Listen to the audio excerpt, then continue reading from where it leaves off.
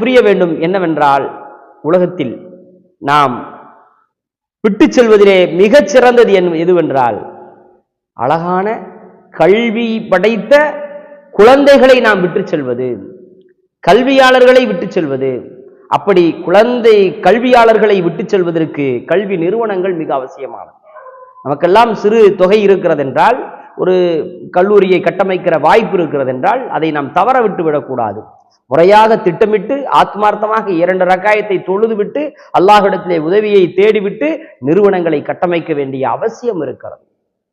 இன்று இந்தியாவில் இருக்கக்கூடிய தேவ்பந்து மதரசா எப்படி உருவாக்கப்பட்டது? 2 மாணவர்களை வைத்து ஒரு மரத்திற்கடியால் அடியில் வைத்து 2 மாணவர்களுக்கு பாடம் சொல்லிக் கொடுக்கப்பட்ட ஒரு இடம்தான் இன்று 20,000த்திற்கும் மேற்பட்ட மாணவர்கள் அந்த தேவ்பந்து மதரசாவிலே ஓதிக்கொண்டிருக்கிறார்கள்.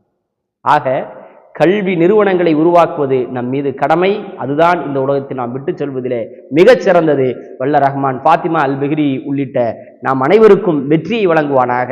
நிறைய நல்ல காரியங்களிலே ஈடுபடுகிற பொழுது, குறிப்பாக கல்வி சேவையை செய்கிற ஒரு நல்ல ஆத்மார்த்தமான உணர்வையும் அதற்கான வாய்ப்பையும் நமக்கும் நம்முடைய